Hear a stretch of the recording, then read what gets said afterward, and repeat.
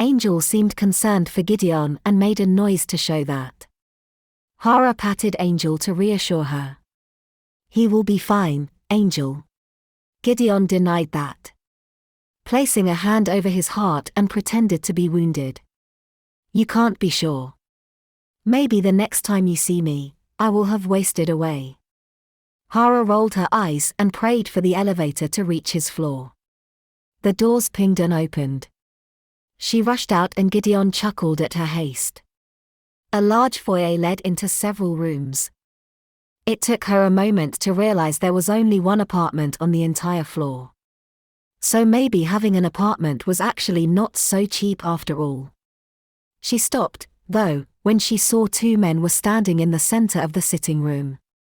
Gideon was saying something to her, but stopped when he saw the men. If he were a dog, she would have said his hackles rose. Gideon's tone changed to hostile and he said, "What are you doing here?" The taller of the two men said, "I am here by the will of the Emperor." "He isn't my Emperor." Gideon snapped. She wondered if they were speaking about the Emperor of the Empire or some dragon equivalent. The other man interjected before Gideon could start on a rant. "We don't have time for this. Gideon, we have come here to tell you that your life is in danger. There is a group of rushbarkers looking for you." Hara snorted. The two men looked at her and the tall one stalked up to her. Gideon stepped between her and the man and said, "She is mine." She wasn't going to argue as the man was a beast and she didn't like the way he looked at her. So she would be a coward and hide behind Gideon's possession. The way they reacted to each other suggested this new man was a dragon. He certainly had the size for it. He was taller than she realized, as the other man he had been standing next to was equally tall for the human species.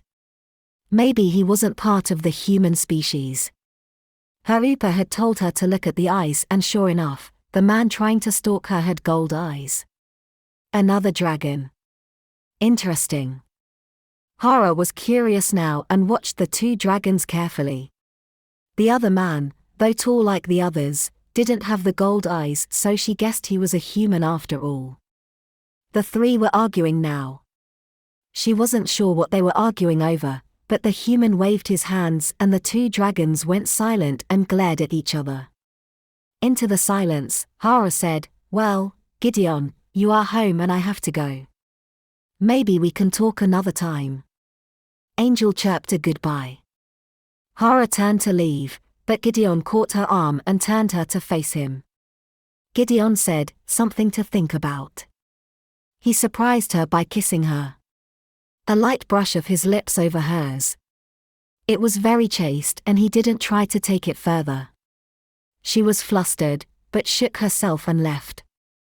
She decided that if she said anything, she might just make a fool of yourself. Gideon stroked Angel's head when she chirped for equal attention.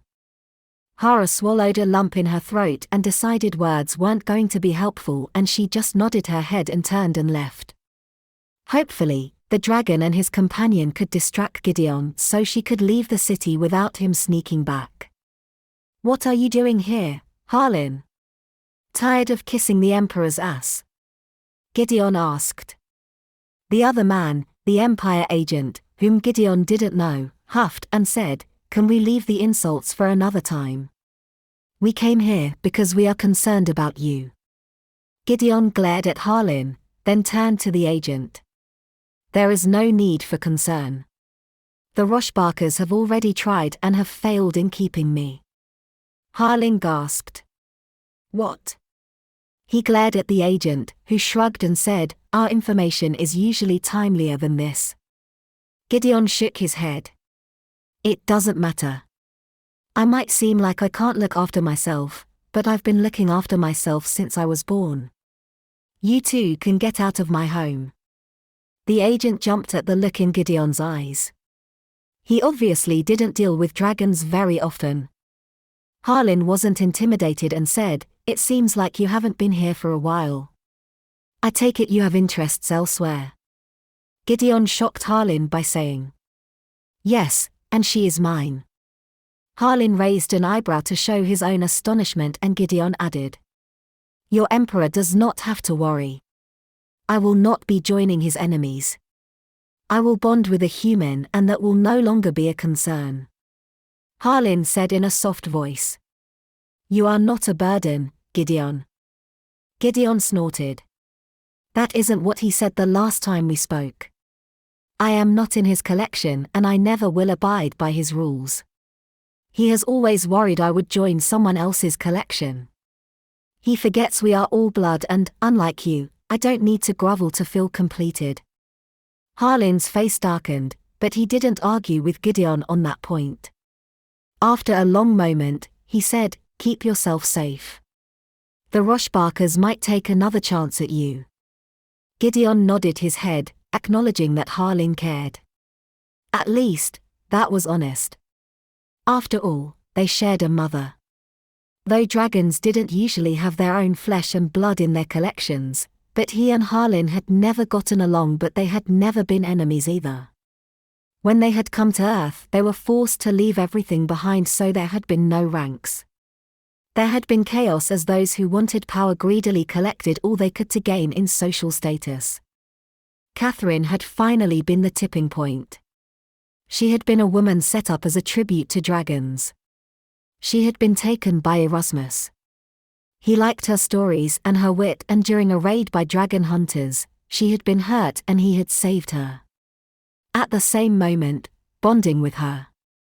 She gave birth to William less than a year later. Erasmus being able to have children because of his collection shot to the top of the social ranking. He became the first emperor of dragons on the planet.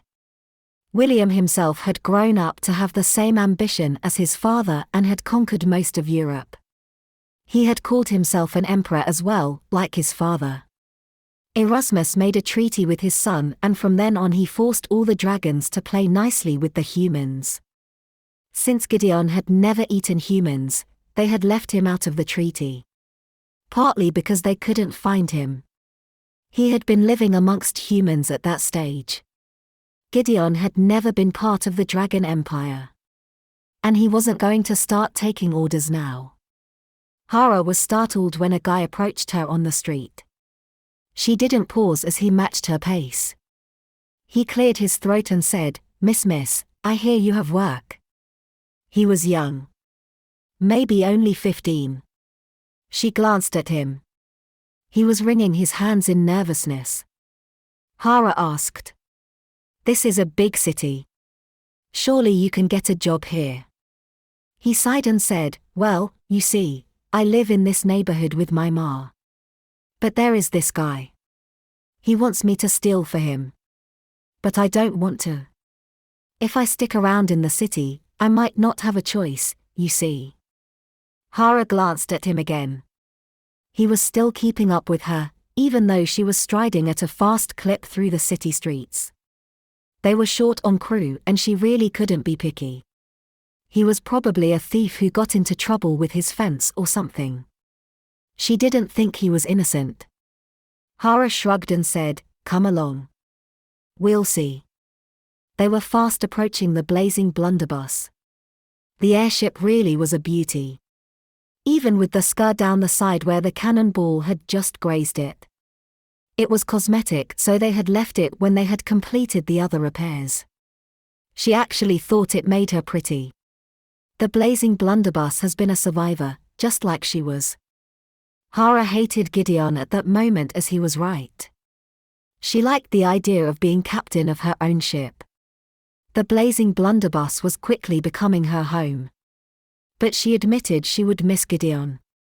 He was quirky and interesting, and he had saved her life at least once. Alice greeted them as they approached the ship. She was more bubbly than usual. Alice skipped along beside her after Hara and the boy had climbed up the ladder. Alice said, "I got us a cargo, Captain. It's small, but they were willing to pay a lot for it."